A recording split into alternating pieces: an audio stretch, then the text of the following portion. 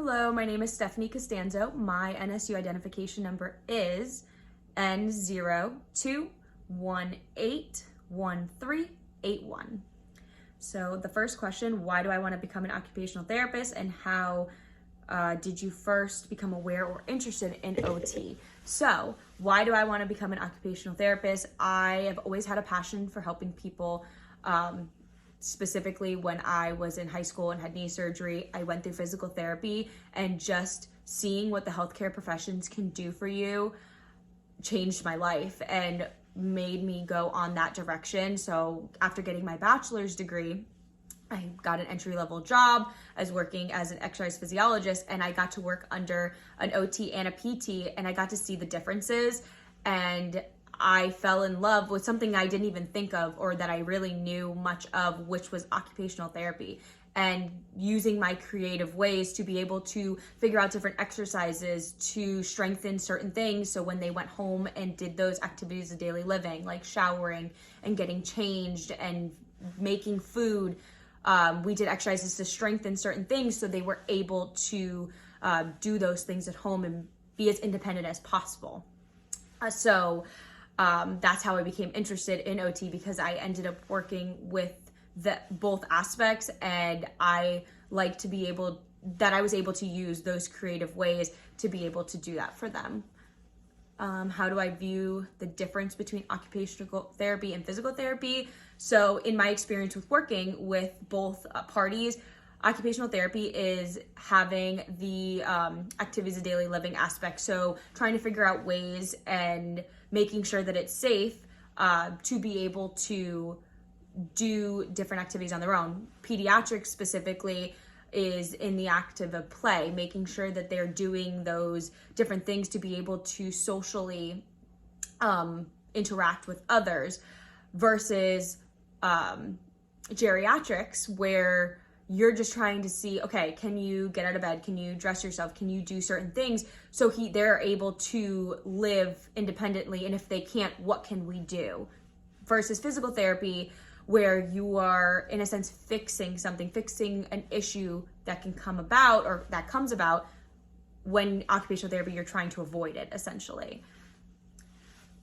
Why do you want to get a doctorate degree versus an entry level? I want to get a doctorate degree because I want the research aspect. I want to be able to figure out different ways that I'm able to help, specifically in the field that I want to work in, which I'm so excited to see all the different fields. The one I have most experience in being geriatrics, I want to be able to find new ways to be able to help these people become independent and stay independent even when they are aging, because as you age, you digress, and I want to be able to figure out ways that they won't regress as much and be able to stay independent.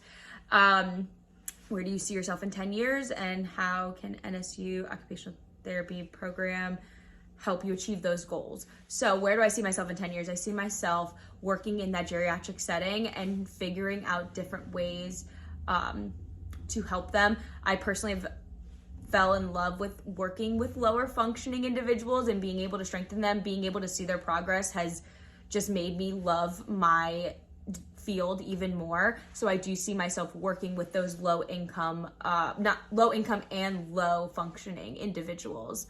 And how will NSU help achieve those goals? Working and getting that, or going to school and then working and doing those clinicals, would help me gain more knowledge versus just the experience I've had with working with an occupational therapist. I'll gain the knowledge and be able to do hands-on work to be able to help those individuals through the stuff I would learn at NSU.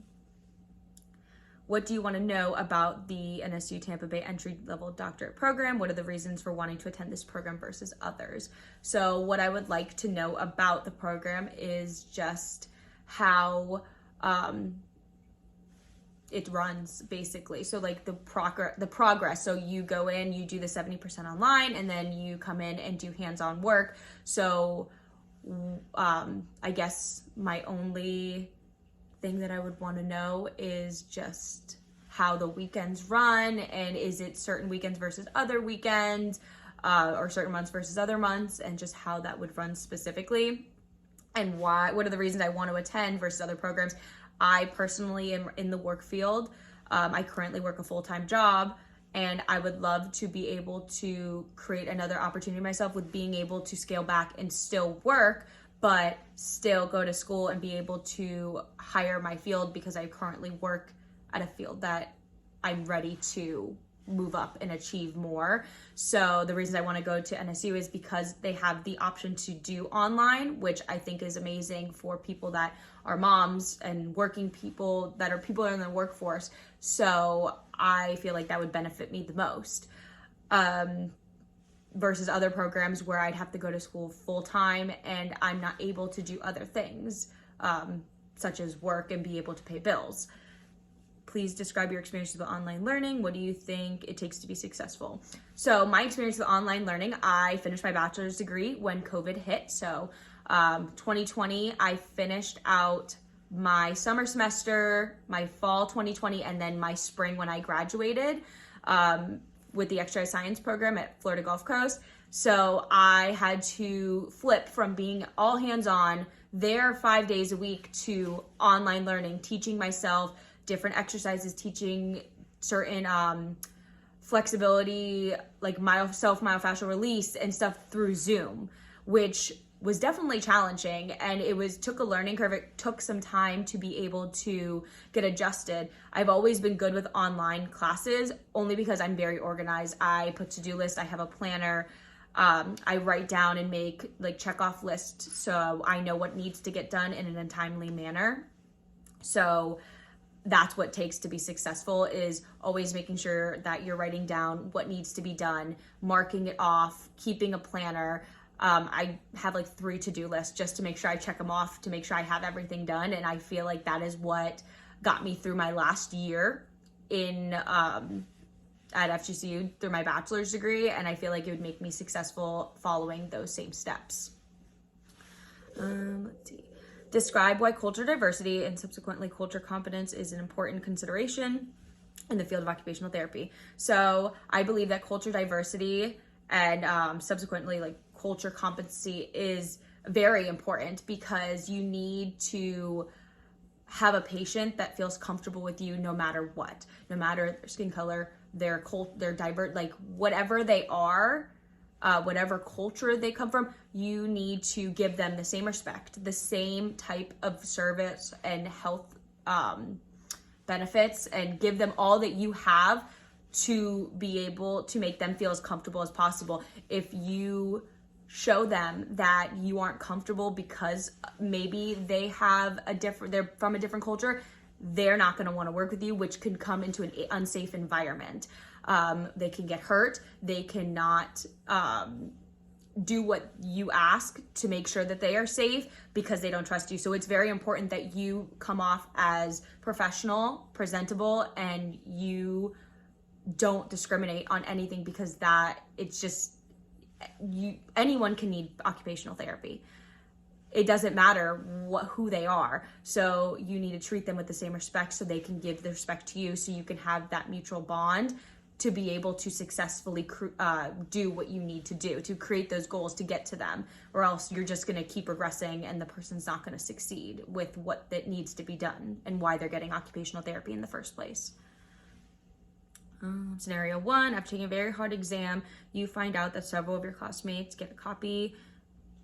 The instructor informs you not grade because the students who did well. What would you do? So if that was the situation, what I would particularly do is I would go to the professor's office hours and I would say, hi, like I would like to go over my exam. What did I do wrong?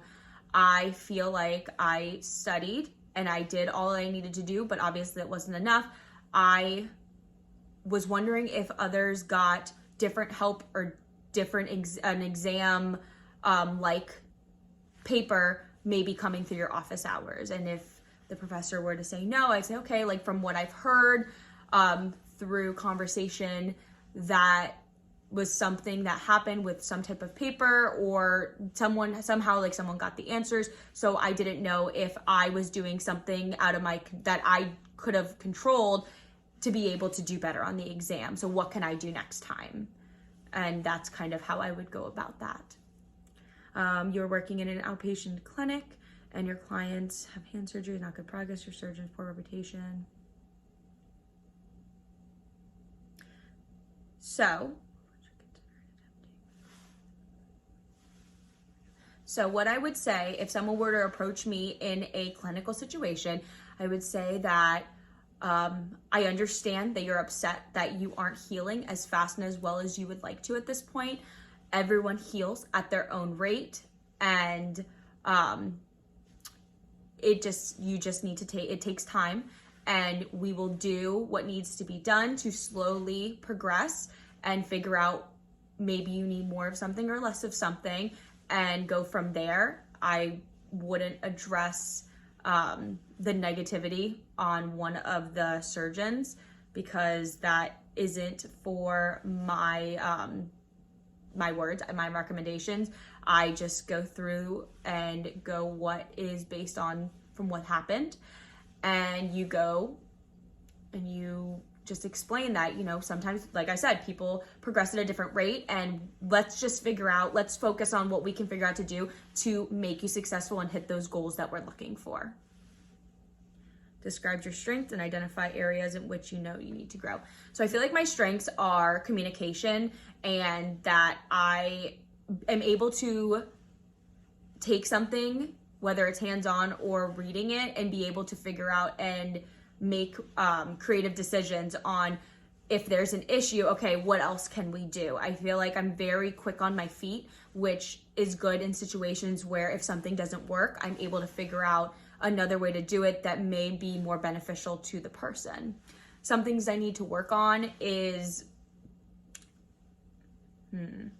or areas I need to grow in is taking that leadership role 100%. I'm very good at teamwork. I'm very good at communicating in teamwork. Sometimes I lack in the leadership role specifically because I like to hear others' opinion and bounce off of that, because I feel like that in the professional setting, you not only work with an other OTs, but you work with the PTs. If you're working in low income, low functioning, sometimes you work with social workers. So I feel like having that teamwork, the constant communication is good in that aspect, but within the leadership role, being able to take over, sometimes I lack in, and I feel like I could be stronger at. There are a number of applicants we were interviewed. Why should we take you? So why should you take me? Like I said in the beginning of this, have a passion to help people. And I feel like with my knowledge that I currently have, not going from school right into grad school, but I have that 1.5 years, almost 2 years of working in the workforce with occupational therapists right under them, hands-on.